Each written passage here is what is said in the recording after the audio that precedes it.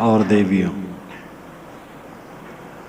अब इसके आगे हम जो प्रतिदिन रविवार को होता है उस विषय को लेते हैं जो सनातन सत्य है। मन शायर मनसा लहरी, मन शायर मनसा लहरी, बोड़े बहुत अचेत, कहीं कबीर ते बाची हैं जाके हृदय विवेक। मन शायर है, शायर का मतलब समुद्र, और मनसा लहरी, मनसा मन से जो पैदा हो वो मनसा है। इच्छाएं, वासनाएं, काम, क्रोध, लोभ, मोह, राग, द्वेष, ईर्ष्या, चिंता, विकलता, उद्वेग, अशांत, फिर शील, क्षमा, दया, करुणा, प्रेम, ये दूसरे पक्ष, ये भी मनसा कहे जा सकते हैं। लेकिन रूढ़ जो है जिसके लिए मनसा यहाँ, वह है मनोविकार। मन से तो दोनों पैदा होते हैं, सद्गुण भी दुर्गुण भी, लेकिन यहां अर्थ है दुर्गुण, कामादिक दुर्गुण। मन शायर मनसा लहरी, मन समुद्र है, इच्छाएं तरंगे हैं, बूढ़े बहुत अचेत, बहुत अचेत इसमें डूब जाते हैं। काहीं कबीर ते बाची हैं जाके हृदय विवेक, वही बचेगा जिसके हृदय में विवेक होगा। जैसे समुद्र के तट पर आप जाएं देखें, वहां हरदम हा हा आवाज होती रहती है, तरंगों पर तरंगे आती हैं, और इतनी ऊंची ऊंची तरंगे, 4 तरंगों पर तरंगे आती हैं, और इतनी ऊंची ऊंची तरंगे 4-4, 6-6 हाथ, 8-8 हाथ तक एकदम उठ जाती हैं। मनुष्य के मन की तरंगे वैसे ही है, और इन्हीं तरंगों में निरंतर वो आंदोलित रहता है। जीवन का सच्चा अर्थ इसी में घट सकता है कि जो अपने तरंगों को शांत कर सके, मन को शुद्ध कर सके, मन को स्वबस कर सके। आदमी जीवन भर धन, परिवार, सम्मान, पद और प्रतिष्ठा, इन्हीं को महत्व देता रहता है, मन की शांति को महत्व नहीं दे पाता है।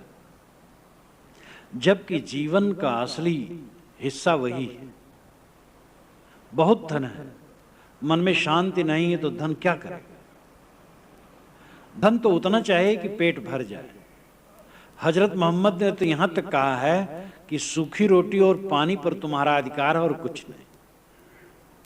सूखी रोटी मिल जाए, पानी मिल जाए, और क्या चाहिए? वेदव्यास जी ने कहा है, यावत भ्रेत जठरम तावत सत्वम ही देहिनाम, अधिकम योमन्नेत शास्तेनो दंडमर्हत। जितने में देहधारियों का पेट भर जाए उतने पर ही उनका अधिकार है। उससे अधिक पर अपना अधिकार मानता है तो चोर है, दंडमर्हत, उसको दंड मिलना चाहिए। मार्क्स ने भी ऐसा नहीं कहा। मार्क्स वालों को तो इस श्लोक को स्वर्ण अक्षरों में रख करके अपनी मीटिंग और सभाओं में बताना चाहिए, लेकिन वे तो मान लेते हैं कि धर्म में सब पोगा पंथी, और भारत के जितने महापुरुष हैं सब पोगा हैं। यही जो बिल्ली वृत्ति है हमारी, सत्य को समझने नहीं देती। कबीर साहब ने कहा, रूखा सूखा खाई के ठंडा पानी पीऊ, देख पराई चूपड़ी मत ललचावे जीव। तो जीवन गुजर की चीजें थोड़ी होती है, और उसमें प्रारब्ध पुरुषार्थ होता है। आदमी को श्रम करना चाहिए अपनी श्रेणी के अनुसार, और प्रारब्ध में जो हो, पुरुषार्थ में जो हो, उतने में संतोष करना चाहिए। प्रारब्ध है, पक्का है, सब करते हैं, लेकिन अंतर दिखाई देता है उपलब्धियों में। बुद्धि का अंतर कितना होता है, किसी प्रखर बुद्धि, कोई बहुत मंद बुद्धि, शरीर किसी सुकुचित, किसी कमजोर, कोई जीवन भर रोगी, कोई जीवन भर निरोगी। ये ठीक है कि गलत आहार विहार से रोग बढ़ते हैं, भोगी जीवन, अधिक खाने पीने की प्रवृत्ति से रोग बढ़ते हैं, लेकिन कुछ ऐसे रोग होते हैं कि संयम करते हुए भी रहते हैं। वो प्रारब्धकृत रोग है। तो प्रारब्ध पुरुषार्थ में जितना अटे बस ठीक है, श्रम करें। सूखी रोटी मिल जाए और नमक बहुत है, सब्जी मिल जाए अच्छा, दाल मिल जाए दाल भी खा ले, उसके साथ अगर घी मिल गया, दूध दही मिल गया, रुचता पचता है वो भी खा लें, लेकिन मन में कोई तृष्णा न हो, गुजर हो जाए बस बहुत है। अब जो काम खास करना है वो ये करना है, मन को साफ करना, स्वच्छ मन हो, शांत मन हो, सुबस मन हो। और सुबस और शांत मन जिसका है वो जीवन की ऊंचाई पर मानो चढ़ गया। और इसमें कोई मतवाद नहीं, ईश्वर कहो तो, ब्रह्म कहो तो, खुदा गाट कहो तो, आत्मा कहो तो, या निर्वाण कहो, कोई शब्द का आधार लेकर के आप अपने विचार को रखो सभा में। सबका लब्बो लबाब ये है, ये मन निर्मल हो, मन संयत हो, मन अपने वश में हो। कोई बड़ा राम भक्त है, बड़ा लंबा इस्लामी और यहूदी ईसाई है, वैष्णव है, शैव शाक्त है, उसका मन वश में नहीं है तो क्या है? इसलिए सार्वभौमिक सत्य मानव मात्र के लिए अत्यंत आवश्यक है। जो हर इंसान नरक भोग रहा है वो मन का नरक भोग रहा है। चित्त में चिंता है, बिला जरूरत चिंता, रोज खाते हो रोज चिंता, वियोग की चिंता, प्राणियों का वियोग, वो तो रात दिन वियोग हो रहा, होना ही। युधिष्ठिर से यक्ष ने एक प्रश्न ये भी किया था, वार्ता क्या है?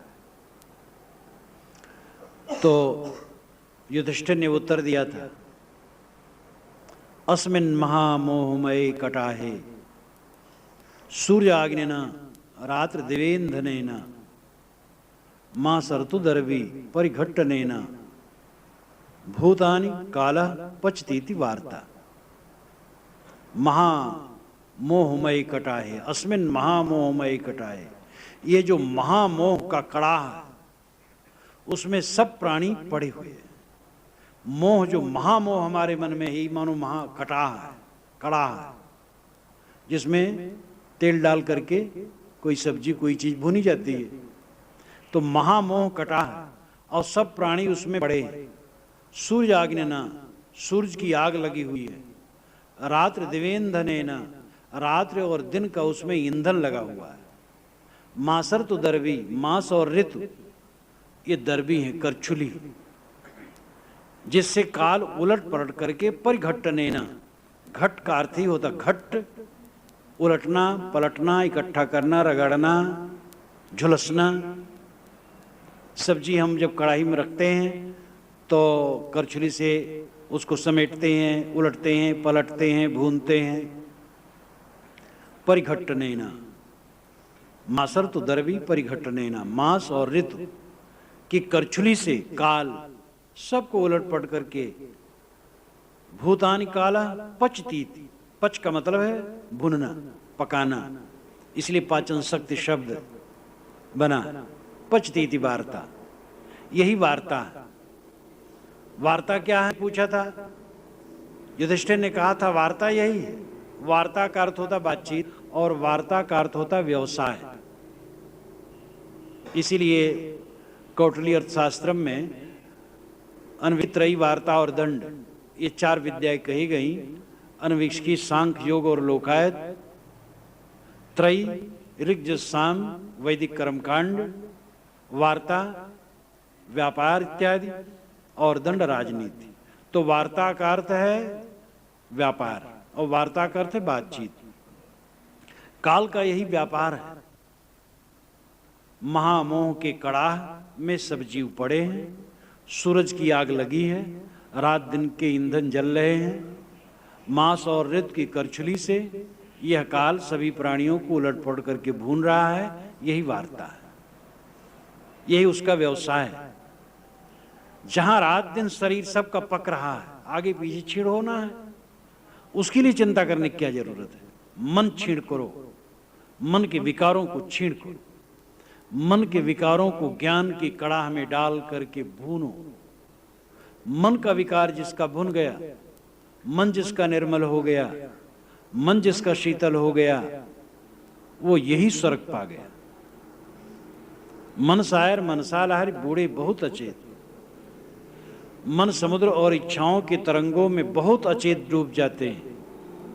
कहीं कबीर ते बाँची जाके हृदय विवेक, विवेक के अंकुश से मन पर सदैव कब्जा रखो। साधक को चाहिए कि सदैव मन से सावधान रहे, कुचिंतन न होने दे। कुचिंतन महारोग है। आहार का संयम और कुचिंतन का त्याग, ये साधक के लिए दोनों महान साधन है। कम खाना, जल्दी पचने वाली चीज खाना और कम खाना, और मन पर सावधान रहना कि कुचिंतन न आने पाए। जो सतत सावधान रहता है कुचिंतन नहीं आता, और कुचिंतन मन में आएगा तो नरक है। कुचिंतन ही नरक है। विवेक, जिसके पास विवेक है, विवेक के अंकुश से वो कुचिंतन को दूर कर देगा। आया भी रहेगा तो दूर कर देगा। शायर बुद्धि बनाए के बाएं विचक्षण चोर, सारी दुनिया जहड़े गई कोई न लागा ठोर। साहब कहते दुनिया में कभी कभी ऐसे लोग आते हैं जो अपनी बुद्धि को शायर की तरह समुद्र की तरह बना लेते हैं। यानी वो बुद्धि के सागर होते हैं, बड़े प्रतिभावान, लेकिन बाएं होते, टेढ़े। विचक्षण तो होते लेकिन चोर होते। बाएं विचक्षण चोर, सारे शब्द बड़े ठोस हैं। शायर बुद्धि बनाए के बाएं विचक्षण चोर। बुद्धि तो उन्होंने समुद्र की तरह विशाल बना लिया, महान प्रतिभा के धनी, लेकिन बाएं टेढ़े चलते, आचरण ठीक नहीं रखते। विचक्षण है, बुद्धि बड़ी तीव्र है, लेकिन चोर है। परमार्थ और ज्ञान के आड़ में भोग उनका उद्देश्य है। धर्म के मार्ग में जो तमाम चमत्कार जोड़ा जाता है, इसीलिए जोड़ा जाता है। तो चमत्कार तो धर्म वाले करीब करीब सभी जोड़ते हैं। बिना झूठाई के धर्म नहीं चलता। और काम तो बिना झूठाई चल सकता, लेकिन धर्म बिना झूठाई नहीं चलेगा।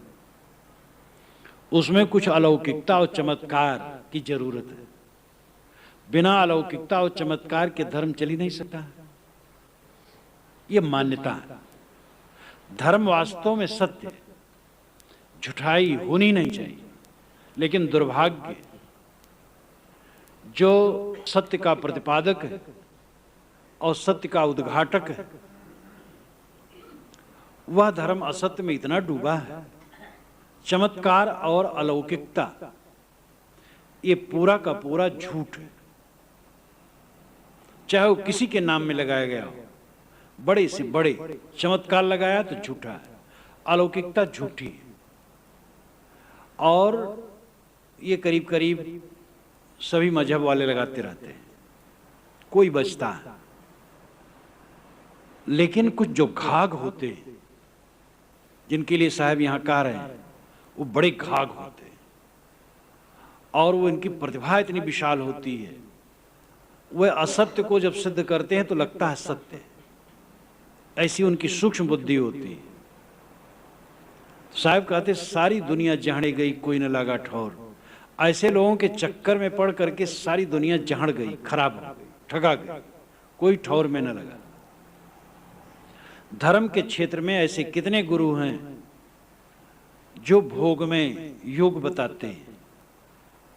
भोग योग सब साथ साथ, क्योंकि उनको तो योग करना नहीं, योग के आड़ में भोग करना। धर्म के आड़ में इंद्रिय लिप्सा, मान प्रतिष्ठा, आत्मा का नाम रख करके देह का प्रदर्शन,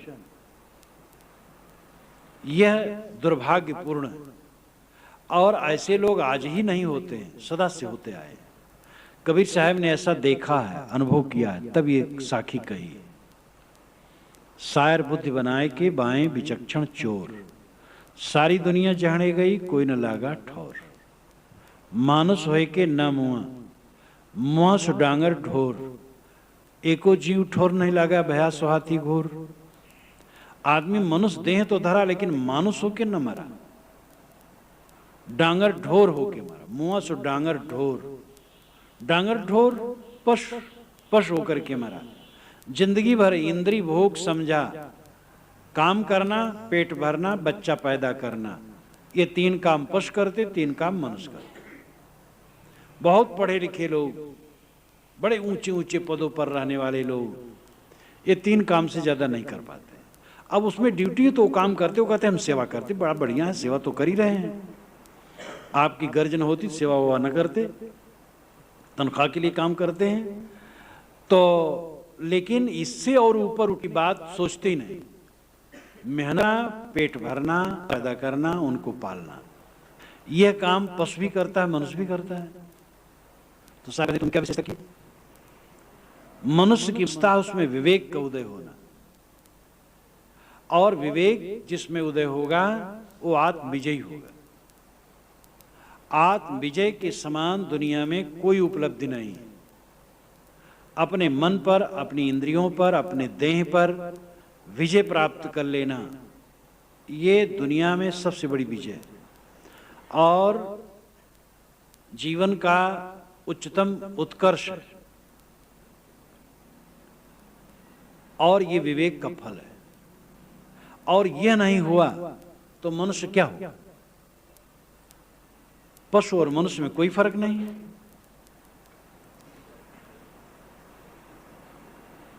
साहब कहते हैं तुम्हारे मनुष्य होने का फल विवेक है, तुम्हारे में विवेक जगना चाहिए। मैं कौन हूं, जगत क्या है, मेरा कर्तव्य क्या है, यह समझने की जरूरत है। बाहर की खोल, बाहर का खोल तो ये देह है, लेकिन इस खोल के अंदर में साक्षी तत्व, ज्ञान तत्व जो मैं के रूप में विद्यमान है, वह आत्मा है और वही आपका सार स्वरूप है। यहां पर जितने लोग बैठे हैं सबके आकार, लिंग, गुण, रंग, स्वभाव, अवस्था सब में अंतर है, लेकिन सभी आंखें बंद करें और सिमट आए चारों तरफ से, तो अंतर में जब सब संकल्प शांत होंगे तब उनका स्वरूप प्रतीत होगा चेतन मात्र, वो ज्ञान मात्र है। बस मैं हूं ज्ञान मात्र, एक जलती हुई ज्योत जो ज्ञान की अखंड धारा है, बस वही आभास होगा मैं चैतन्य हूं।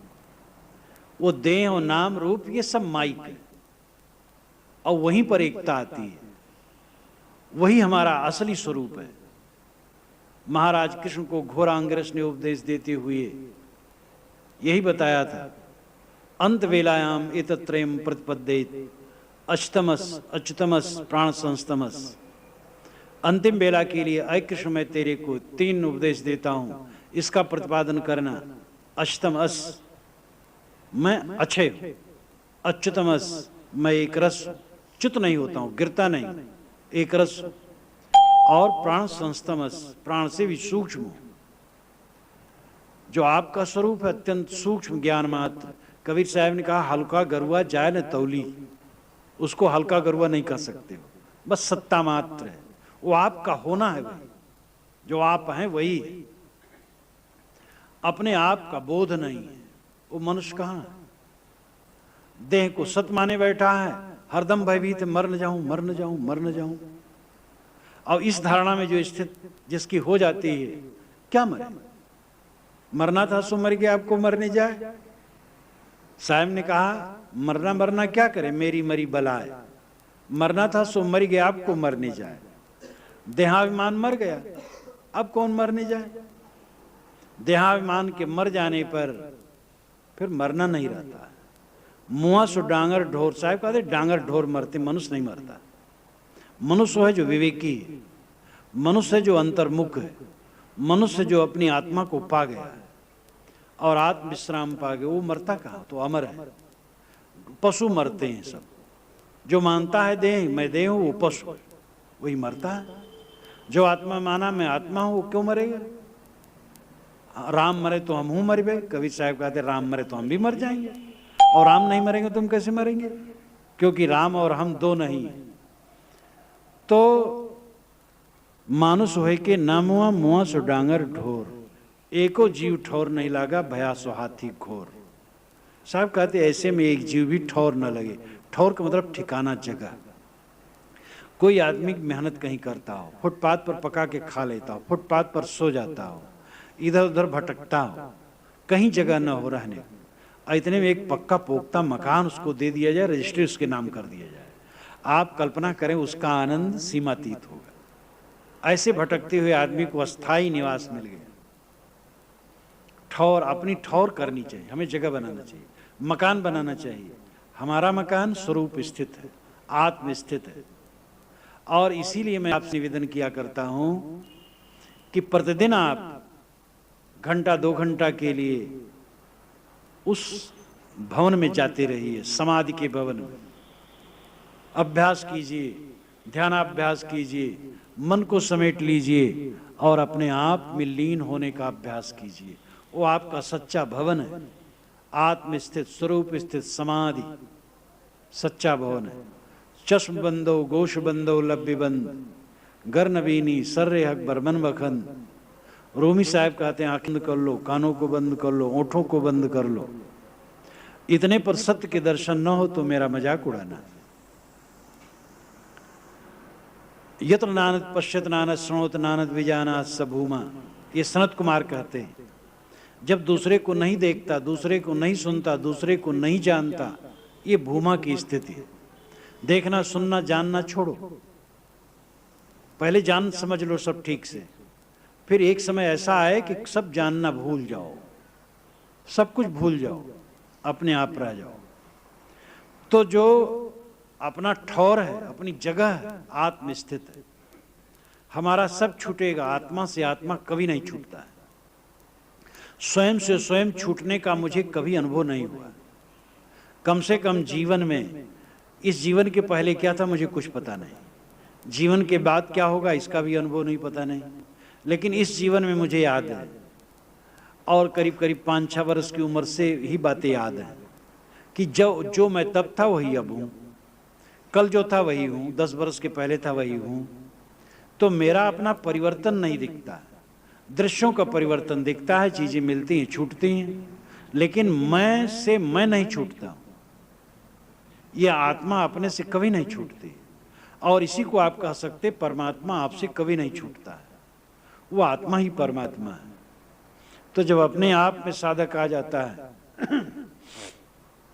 तो अपनी ठौर पा जाता है। एको जीव ठौर नहीं लागा, जो देह को ही सत्य माने बैठा रहा, हाय तो भर कर दुनिया के माया मोह में, ऐसे लोग एक भी ठौर नहीं पाते, जगह नहीं पाते, स्थित नहीं पाते।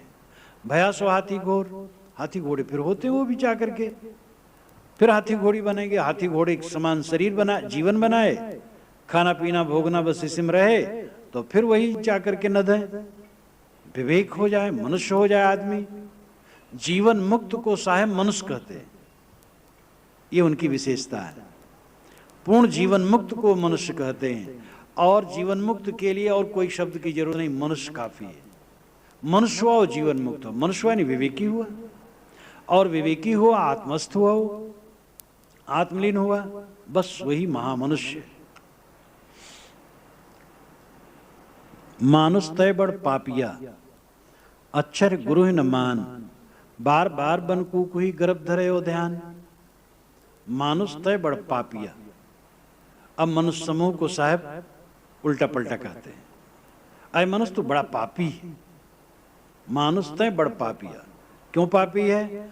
अक्षर गुरु ही न मान, गुरु के अक्षर को नहीं मानता, उपदेश को नहीं मानता। अक्षर नाम उपदेश, और अक्षर का मतलब अक्षय, आत्मा का ज्ञान।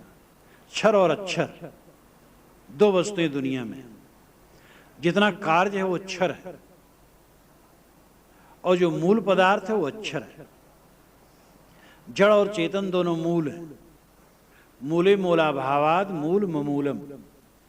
कपिल ने कहा है कि मूल में मूल न होने से मूल अमूल होता है। जड़ और चेतन दोनों मूल हैं, उनके संबंध में बनी हुई चीजें वो कार्य है। तो जो कुछ क्षरण हो, क्षीण हो, मिटे, वो क्षर है, और जो अविनाशी है वो अक्षर है। आपका स्वरूप अविनाशी है, अक्षर है। आपका स्वरूप शरीर नहीं है, आत्मा है, चैतन्य। साहब का बड़ा पापी है जो उस अविनाशी तत्वबोध को नहीं मानता, नहीं समझता। बार बार बन कुकुही गर्भ धरे हो ध्यान। बन कुकुही नाम बन मुर्गी, वो बारंबार गर्भ धारण करती है, वो अंडे देती है, वो अंडे का ध्यान करती है, अंडे को पालती है। बस जिंदगी भर वही पेशा है, न लेना न देना। बस अंडा पैदा करे और उसी ध्यान धरे, उसी पाले पोसे, फिर अंडा दे, फिर यही करती रहे बस। साहब कहते तुम्हारी दशा यही, दुनिया के प्राणी पदार्थ बटोरो, उनका ध्यान करो, उनकी सुरक्षक चिंता करो, इसी में बूढ़े हो जाओ, मर जाओ बस। बार बार बनकू को ही गर्भ धरे हो ध्यान, यही तुम्हारी दशा है। तुम अपने स्वरूप को नहीं समझते हो और बन मुर्गी की तरह अंडा देते हो, उनका ध्यान करते हो, ऐसी में जिंदगी बीत जाती है। कितना साहब हे दृष्टि से देखते हैं हम लोगों को, कैसे तुम लोग कायर कुचल हो, कितने पापी हो गए हो, बन मुर्गी बन गए हो। बन मुर्गी की तरह अंडा दे दे करके सेओ जीवन भर, और कुछ अपने वो सवास नहीं। बन मुर्गी न बनो, अपने शुद्ध बुद्ध अविनाशी स्वरूप का बोध प्राप्त करो। जीवन की चीजें जीवन के गुजर के लिए अपने लिए नहीं, खाने की चीज पेट के लिए है, स्वाद के लिए नहीं। खाने चलो तो पहले सोच लो स्वाद में नहीं खाऊंगा, स्वाद के चक्कर में न पड़ूंगा। दुनिया का जितना जीवन गुजर है अनासक्त होकर के करना है। संसार में जितने फल हैं सब कड़वे हैं, एक फल बहुत मीठा है जिसमें कड़वापन कभी नहीं है, वो है निर्मोहता का। आदमी निर्मोह रहे, निर्मोह फल बहुत मीठा है, लेकिन निर्मोह रहना बड़ा मुश्किल है। हर जगह मोह होता, हर जगह मोह, हर जगह मोह, और मोह में लेना न देना। जो अजय गलस्तन, बकरे के गले में कहीं कहीं स्तन होता है, उसमें दूध नहीं निकलता, बोझा जिंदगी भर रहता है। ये मोह वैसे ही है, कोई फायदा नहीं। जो आश्रयी जन है आप उनकी रक्षा कीजिए, सेवा कीजिए, उपकार कीजिए, ठीक है। मोह करने की आवश्यकता है। जिनसे हम मोह करें ऐसा बिछुड़ेंगे कि कभी उनसे मुलाकात नहीं होगी। अब आज कल में नंबर आएगा और कभी मुलाकात नहीं होगी। लब्ध्वाप्चा बहुल्लाभान चिरम भुक्ता सुखान्यपि रिक्त हस्तस्य नग्नस्य या साम मुस्तो यथा। बहुत लाभ जीवन में प्राप्त किए, बड़ा धन दौलत जगह जागीर मिली, चिरम भुक्ता सुखान्यपि, और चिरकाल तक बहुत वर्षों तक इंद्रियों के सुख भोग भोगते रहे। अंत में क्या होगा? रिक्त हस्तस्य नग्नस्य, खाली हाथ और नंगे बदन। या साम मुस्तो जथा, मूस कहते चूहा को, मूस कहते चोर को। ये चोर मूस का नाम मूसक रखा गया, वो चुराता है, दूसरे के धन को ला करके बिल में रखता है। आप खेत में जाकर के देखें तो बालियों को काट काट करके ले जाकर के इतना जमा करता है, क्या पूछना। इसलिए चोर को भी मूसक कहा गया। और मुसित का मतलब है जो जिसका सब कुछ चुरा लिया गया हो। एक आदमी जा रहा हो धन दौलत लिए, चोर मिल जाए सब छीन ले और कपड़ा भी छीन ले, नंगा कर दे, कहे जाओ। यही दशा तुम्हारी होगी। या शाम मुसितो जता, सब कुछ छीन करके काल तुम्हें खदेड़ देगा। रिक्त हस्तस्य नग्नस्य या शाम मुसितो यथा। उस दिन की हमें याद रखने की जरूरत है, उस दिन की याद नहीं रखते। साहब कहते तुम बनमुर्गी हो गए हो, बारंबार अंडा देते हो, उसका सेवन करते हो, उसे ध्यान धरते हो, बस अंडा देते देते उसका ध्यान करते करते मर गए, हो गया। अरे जीवन में ये जीवन उत्तम जीवन पाए हो, अपने आत्मा के उद्धार के लिए सोचो। मानुष बेचारा क्या करे, जाके कहे न खुले कपाट, सुनहा चौक बैठाए कि फिर आए पंचाट। यहां मानुष का अर्थ है उपदेशक संत, विवेकवान। विवेकवान संत बेचारे क्या करें, जाके कहे न खुले कपाट। वो कहते तो, लेकिन लोग कपाटे नहीं खोलते, सुन लेते हैं लेकिन जाग कहां रहते हैं। इसलिए साहब ने एक जगह कहा है, सुन मत जाओ सरक, सुनो लेकिन सरक न जाओ, आचरण करो। लोग सुनते हो सरक जाते हैं, सुन करके वहीं झाड़ देते हैं। पल्लड़ झाड़ कथा आपके सामने तो मैं उदाहरण दिया करता हूं समय समय से। एक सेठ जी थे, तो सत्संग में जाते थे, गांव में एक सत्संग हो रहा था, तो उनसे मिलने के लिए उनके मित्र आ गए। लड़का दरवाजे पर था, तो उन्होंने कहा कहाँ है, कि सत्संग में गए हैं, कि बहुत जरूरी, बुला दो। लड़का गया, उनके कान में कहा, सेठ जी उठ पड़े। लड़का बैठ गया। सेठ ने कहा नहीं चलो तुम भी चलो। कहे पिताजी मैं कभी नहीं आता हूँ, थोड़ा सुन लो। कहे नहीं तुम चलो, वहाँ दरवाजे पर जरूरत। तो वाचक ने कहा भाई सेठ जी आप क्यों ऐसा कहते हैं, बच्चा सुनना चाहता है, बैठने दो। कहे महाराज देखो हम तो मजबूत आदमी हैं, आपका असर पड़ने वाला नहीं। ये बच्चा कोमल हृदय का है, इसके ऊपर असर पड़ जाए तो ठीक नहीं है। कथा सुनना चाहिए पल्लड़ झाड़, उठे तो ही झाड़ दे सब। तो पल्लड़ झाड़ कथा सुनने वाले बहुत हैं। सुन मत जाओ सरक, सुन करके सरक जाते हैं। मानुष बेचारा क्या करे, जाके कहे न खुले कपाट, कहता है समझाता है, लेकिन लोग अपना कपाट नहीं खोलते हैं। मोह ही कपाट है। मोह को जब तक कम नहीं किया जाएगा तब तक परमार्थ मार्ग में प्रवेश नहीं होगा। बीड़ी के विषय में आसक्त व्यक्ति कितना कायर बीड़ी के लिए होता है, तंबाकू के लिए नहीं होता, क्योंकि तंबाकू नहीं खाता है। हम एक काले कलूटे कुद्रूप व्यक्ति से प्रेम कर लें, उसके बिना हम नहीं रह पाएंगे।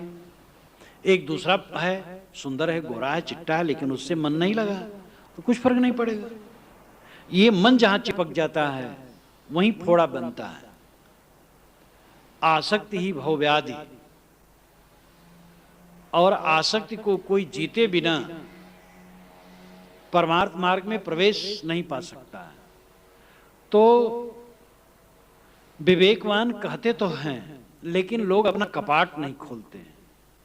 10 वर्ष बीत जाने के बाद लोग वहीं के वहीं खड़े। वैसे कुचिंतन देखो अंदर में प्रवेश नहीं पा सकता है।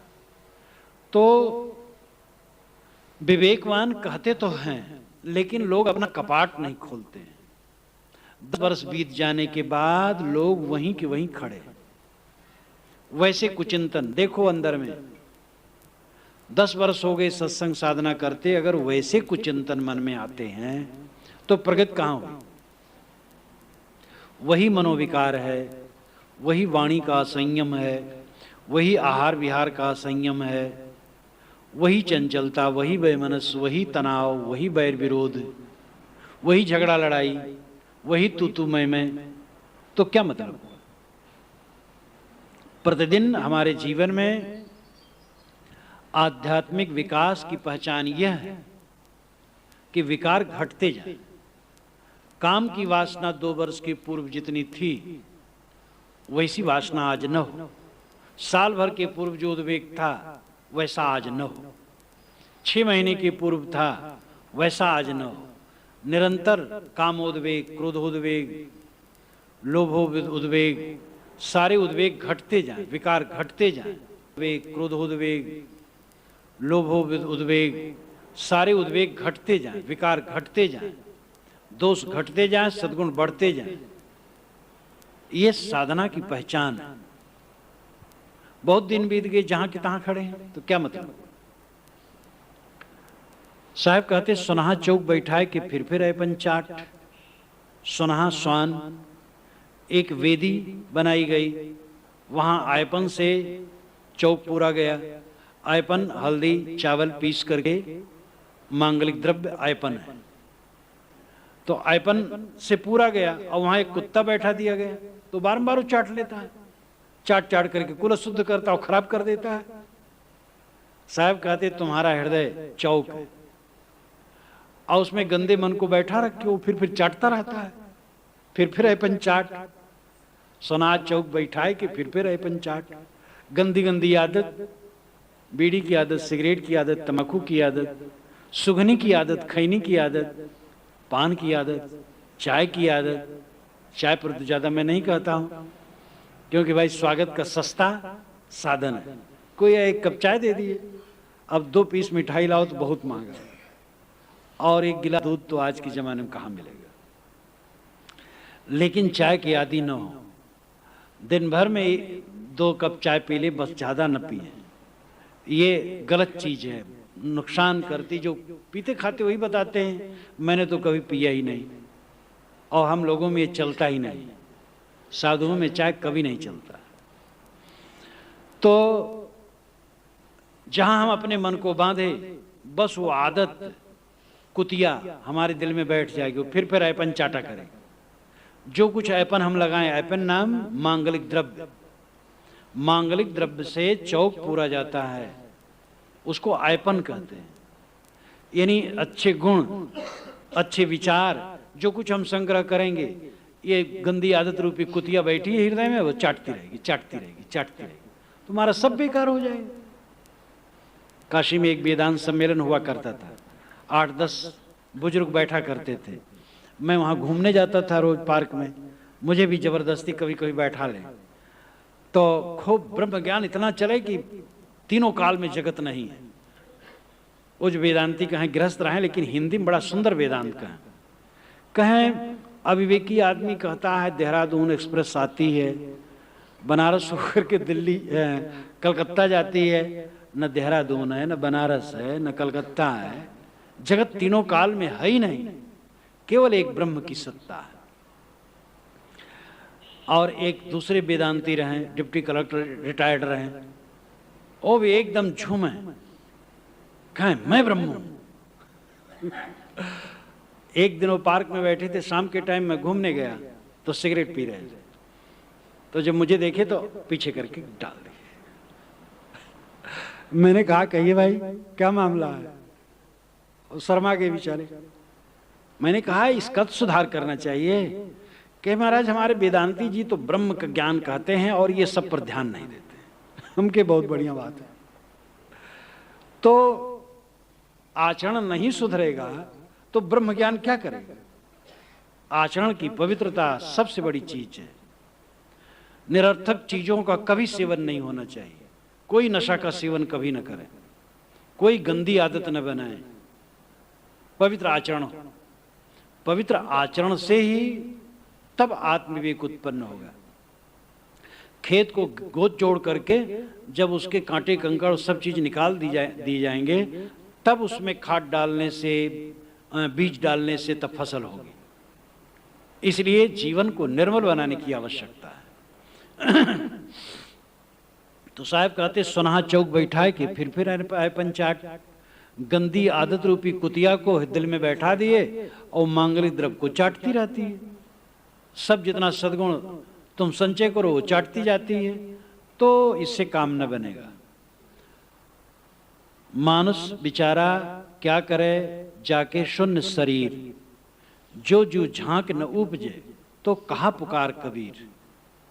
मानुष बेचारा क्या करे, जाके शून्य शरीर, जिसका शरीर ही शून्य है, शून्य है, भावना नहीं उत्पन्न होती है। जो जीव झांक न उपजे, अगर जीव में झांकी न उत्पन्न हो, झांकी नाम प्रेम, तो कहा पुकार कबीर। साहब कहते तो क्या पुकारा जाए। जब प्रेम ही नहीं उत्पन्न हो रहा है तो क्या पुकारा जाए। इसी लेकिन कबीर साहब पुकारते हैं, कहते कहाँ कबीर हम जात पुकारा। वह कहते भाई हम जा रहे हैं, पुकारे जा रहे हैं। पंडित हो सो ले विचारा। इसमें जो पंडित होगा वो विचार लेगा, विवेकवान होगा वो विचार लेगा। उन्होंने पुकार पुकार करके बहुत कहा है। आप नहीं सुनो तो भी हम कहे जाएंगे, कभी तो ध्यान दोगे। तो मानुष बेचारा क्या करे, जाके शून्य शरीर, हमारी चेतना दब गई है। हम अपने आप को पस्त कर दिए हैं, माया मोह में डुबा दिए, जागते ही नहीं। लगता है सब ऐसे रोज रहेगा, ऐसे रोज रहेगा नहीं, ये सब बदलेगा। सबका बदलता है, हमारा कैसे रहेगा। संदेश आते हैं हमारे मित्रों, संबंधियों, प्रेमियों के यहाँ से, अमुक का शरीर छूट गया, अमुक का छूट गया, ये मेरा भी नंबर इसका आएगा। और जब तक स्वस्थ शरीर है हमें अपने कल्याण का काम कर लेना चाहिए। बूढ़ा पर कुछ हो नहीं पाएगा और आदमी अपना दिन खोता चला जाता है। साहब कहते हैं जो जो झांक न उपजे कहा पुकार कबीर, अगर झांकी न उत्पन्न हो, प्रेम न उत्पन्न हो तो उपदेशक का उपदेश बेकार जाता है। मानुष जन्म नर पाए के चूके अब की घात, जाय परे भव चक्र में सह घनेरी लात। उत्तम मानव चोला को पा करके अगर आज नहीं चेता तो फिर भव चक्र में हम पड़ेंगे और घनेरी लात सहेंगे। रास्ते में देखो पशु मनुष्य सब चलते हैं, कितनी चींटियां रगड़ जाती हैं, कितने जीव जंतु पिसते रहते हैं। रात दिन देहधारियों की कितनी दुर्गति है। मनुष्य की दुर्गति मनुष्य ज्यादा है। जैसे अन्य छोटे छोटे जानवर पिस जाते हैं, मनुष्य उतना तो कम पिसता है देह से, लेकिन मन उसका इतना पिसता है कि वो जानवर से खराब है। एक चींटी मरी, मर गई, खत्म हुआ, लेकिन जब तक है तब तक कोई खास चिंता नहीं। अब आदमी तो जिंदगी भर पिसता है। मनुष्य का मन इतना दयनीय है, इतना तृष्णाल है, इतना विकारी है, इतना विवेकी है कि रात दिन वो जलता रहता है। जब तक तृष्णा का रोग दूर न होगा हमें आत्म शांति नहीं मिलेगी। साहब कहते हैं ये मनुष्य शरीर दुर्लभ है और ये मिला है, इसका हमें सदुपयोग कर लेना चाहिए और इसी जीवन में अपने कल्याण का पूरा काम कर लेना चाहिए। अगर ये अवसर चूक गए तो पीछे हमें केवल धोखा खाना है। रतन का जतन कर माड़ी का श्रृंगार, आया कबीरा फिर गया झूठा है अहंकार। रतन का जतन कर, ये शरीर रत्न है, जतन से इसको रखो, इसको खो न। शरीर को लोग निरर्थक खोते हैं, शरीर की शक्ति जानबूझ करके लोग छीन करते हैं। जब एक कॉलेज के प्रोफेसर ने मुझसे अपनी दशा बताई, मैं एक जगह प्रवचन कर रहा था, ये कोई सन 71 की बात होगी। वो दूर से देखा, मेरे पास आया। उस समय उसकी उम्र कोई 30 की रही होगी। सुना, विचार, सब चले गए मेरे पास और निकट आ गया। अपनी दयनीय दशा उसने बताई। उस क्षेत्र में मैं कई दिन जगह जगह रहा, उस सब जगह आता रहा, मेरे पास रहता रहा। और वो कहता कि साहब कोई हमें गाली दे और पीट भी दे और कहे नीच तू क्या करता है, और मैं सुधर जाऊं। मैंने कहा अगर मैं तुम्हें गाली दूं तो ये तो नकल हो जाएगी, असली तो नहीं रहेगी, तुम कह चुके हो। जो विचार से नहीं मानेगा वो गाली से क्या समझता। काफी उसको समझाया बुझाया, वो अपनी शक्ति इतना नष्ट करता था, सुंदर शरीर उसका खराब हुआ। कुछ सुधरा लेकिन फिर सुधरा नहीं, और पीछे ईसा अस्वस्थ हुआ, मर गया। मरने के पूर्व मैं जा रहा था एक जगह, तो पता चला, मुझे बुलाया, मैं गया। मैंने कहा कि अब घबराओ मत, अब तो शरीर बिल्कुल अंतिम था और जवान था।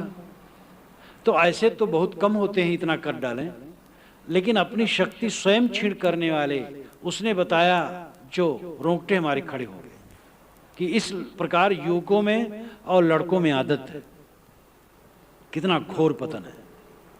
शरीर को स्वस्थ रखने के लिए, मन को स्वस्थ रखने के लिए हर इंसान को चाहिए अपनी शक्ति की रक्षा करें। शुद्ध ब्रह्मचर्य का पालन सबको करना चाहिए। गृहस्थ विरक्त, सब विरक्त को तो पूर्ण होना ही चाहिए, गृहस्थ को भी करना चाहिए। गृहस्थ को संतान के लिए ही सांसारिकता में उतरना चाहिए। बहुत संयमित उनको भी चलना चाहिए। जितना संयम से चलेंगे उतने सुखी रहेंगे। ये शरीर रत्न है, इसको यत्न से रखना चाहिए। हर इंद्री और मन पर काबू रखना ये सुख का रास्ता। अपने मन इंद्रियों का गुलाम होकर के कोई सुखी नहीं हो सकता। धन की सीमा, विद्या की सीमा, पद की सीमा, सांसारिक मर्यादाओं की अपनी सीमा है, उसके द्वारा सुख प्राप्ति की एक सीमा है और वो बहुत ऊपर ऊपर है। जो आत्म विजय का सुख है वो सुख ही निस्सीम है, उसी में निर्भयता है, उसी में शांति है, उसी में सच्चा आनंद है। इसलिए आदमी को हरदम निगरानी रखनी चाहिए अपनी आंख को, कान को, नाक को, जीभ को, चाम को, 5 ज्ञान इंद्रियां, इन 5 पर कड़ी दृष्टि, इन 5 पर निगरानी, कहीं ये विचलित ना हो। हम कहीं भी चलें हमारी आंखें नम्र होनी चाहिए और जहां आंखें जाने से मन विकारी हो वहां न ले जाना चाहिए, गई हो लौटा लेना चाहिए।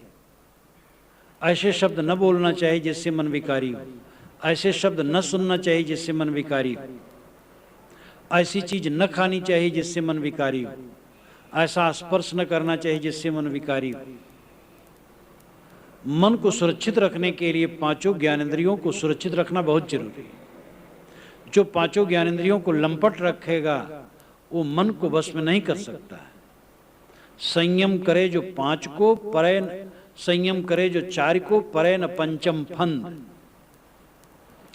तो श्री विशाल साहब ने कहा 4 इंद्रियों का जो संयम, 4 ज्ञान इंद्रियों का संयम कर ले तो एक जो मुख्य ज्ञान इंद्रिय है जहां से घोर पतन हो जाता उसका भी, उस पर भी सुवस्था हो जाएगी। और 4 का संयम न करे तो 5वीं तो जाना है। साहब ने कहा तन राता मन जाता है, मन राता तन जाए, तन मन एक हुए रहे तब हंस कबीर कहा है। जहां इंद्रियां आसक्त हैं वहां मन जाता है और जहां मन आसक्त है वहां इंद्रियां जाती है। तन राता मन जाता है और मन राता तन जाए, तन मन एक हुए रहे। जब तन और मन दोनों को एक साधना में कस ले तब हंस कबीर कहा है। कबीर साहब कहते तो हंस हो जाता है, विवेकी हो जाता है, निर्मल हो जाता है। इंद्रियों के विषयों में एक महान आकर्षण है और वो आकर्षण एक महान राक्षस है। उसमें विनाश के सिवा कुछ नहीं, लेकिन महामोह है। अब आदमी उधर फिसलता जाता है। जो विवेक रखता है धीरे धीरे साधते साधते बस में होता है। जानने मात्र से नहीं होगा। जब प्रयास करना शुरू करेंगे, इंद्रियों पर संयम करेंगे, समन दमन करेंगे, साधेंगे, तब साधते साधते शक्ति बढ़ेगी। शक्ति बढ़ेगी तो मन बस में होगा। मन जितना बस में होगा उतना साधना की शक्ति बढ़ेगी और जितनी साधना बढ़ेगी उतना मन बस में होगा। इस प्रकार एक दूसरे को बल देंगे और साधक आगे आगे बढ़ता चला जाएगा। इसलिए केवल ज्ञान की चर्चा पर्याप्त नहीं, ज्ञान के अनुसार आचरण करना पड़ेगा। कुसंग का वर्जन बहुत जरूरी है। 1000 ज्ञान की बातें कुसंग की हवा में उड़ जाएंगी। कितने गृहस्थ लोग, जो कुछ लोग अनुष्ठान लिए कि हम अखंड ब्रह्मचर्य, अब आज से अखंड ब्रह्मचर्य पालन करेंगे।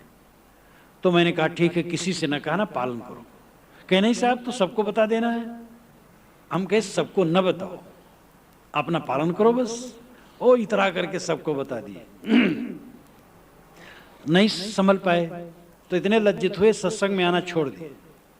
मैंने कहा अपने पैर में कुल्हाड़ी न मारो, जितना कर पाओ करो। किसी का मन बहुत बेताब हो, बहुत पामर हो और ऊपर से रोके, ये भी महान अर्थ है। लोक मर्यादा के अनुसार रहे और इतना मन बेताब हो, मन बेताब है और वो बाहर से रोक रहा है, वो भी एक फोड़ा है। वो गृहस्थी मर्यादा अनुसार है, विपरीत न जाए।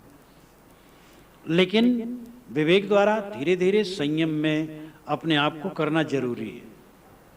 तो कुसंग में पढ़ करके लोग फिसल जाते हैं। जो गृहस्थ साधक अनुष्ठान लिए, मैंने कहा भाई देखो अनुष्ठान लो तो करो, तुम कहो हो ना। अब अगर लेते हो तो तुम दोनों लिए, तो मैंने कहा दोनों लिए तो दोनों तुम परहेजगारी से रहो, अलग अलग रहो। एकांत लोकांत में आपस में मिलो जुलोगे तो फिर तुम नहीं निपट पाओगे। पराई स्त्री पराय पुरुषों की संगत में जो नर नारी विशेष आते जाते रहते हैं, उनके फिसलने में क्या देरी। और साधु किसी नारी के संबंध में बराबर रहेगा, फिसलने में क्या देरी है। कुसंग घी और आग एक जगह रख करके सोचे घी न पिघले, कैसे हो, पिघलेगा।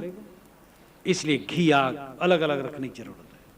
साधु को चाहिए एकदम परहेजगारी, नारी मात्र मां, उनको उपदेश देना, ठीक उपदेश सुना दे, और सारा व्यवहार शुद्ध मर्यादा से। साधु कहीं भी स्त्रियों में लल्लो पत्तो करना, उनमें घुलना मिलना, मेहराना मटकाना चमकाना जो बहुत करने वाले होते हैं, ये बिल्कुल गलत बात है। विवेकी हो, गंभीर हो, ज्ञान उपदेश कर दे और उनसे कोई संबंध नहीं, और ऐसा रह करके फिर उनका कल्याण कर पाएगा। साधुओं को चाहिए जहां कहीं घूमते हो, भोजन लेने के लिए, उपदेश देने के लिए गृहस्थों का संबंध रखें, बाकी समय अलग थलग साधन में रहें। गृहस्थों में हरदम बैठा रहेंगे, बात करेंगे दोनों, न गृहस्थों को हरदम ज्ञान सुनने की शक्ति है और न महात्मा जी को ज्ञान देने की शक्ति है। हरदम ज्ञान देते रहें, और फिर प्रपंच बात करेंगे, राग द्वेष बात करेंगे, राजनीति की करेंगे, लड़ाई झगड़ा करेंगे, वो सब खराब हो जाएंगे। इसलिए साधुओं को चाहिए जहां घूमते हों वे भोजन लेने के समय और उपदेश देने के समय गृहस्थों से संबंध रखें, बाकी समय अलग थलग। परहेजगारी से जो नहीं रहेगा, ज्ञान कुछ काम करेगा नहीं। ज्ञान तभी रहेगा जब परहेजगारी रखे, कुसंग का वर्जन रखे। और इसी में सबको समझ लेना चाहिए, कुसंग दोष से जितना पतन होता है, संग दोष से पतन होता है। संग दोष त्याग करके कमजोर साधक भी बलवान बना रह सकता है, और संग दोष में बलवान साधक भी फिसल सकता है। इसलिए नर नारी दोनों को सावधान रहना चाहिए। विरोधी आलंबन से सदैव सावधान। स्त्री के लिए पुरुष, पुरुष के लिए स्त्री विरोधी आलंबन है, और उन्हें हर जगह सावधान रहना चाहिए। तो रत्न का जतन, ये जीवन रत्न है, यत्न से इसको रखो, ये फिसले ना। गृहस्थी मर्यादा में हो तो उसके मर्यादा अनुसार रहो, उसका भी पतन दुखदाई है। विरक्ति में है तो उस अपने मर्यादा में रहे। रतन का जतन कर, माड़ी का श्रृंगार। साहब कहते जितना श्रृंगार है माड़ी का है। माड़ी का दो अर्थ है, एक तो माड़ी कपड़ा पर लगाई जाती माड़ी, तो चिकना हो जाता है कपड़ा, धो तो खखरा। जवानी, धन, प्रभुता, सम्मान, प्रतिष्ठा, प्रसिद्धि, कीर्ति सब माड़ी का श्रृंगार है। हमारे पास 10 लोग बैठे हैं, बहुत प्रेमी हैं, हम अकेले रह जाएंगे, प्रेमी छट जाएंगे, शरीर ही अपना गल जाएगा। सारा श्रृंगार माड़ी का है। माड़ी का अर्थ मंडी, मंडी बाजार। बाजार, इस समय बाजार में जाके देखिए, 5-6 बजे से लेकर के 7-8 बजे तक एकदम चमकता रहता है बाजार।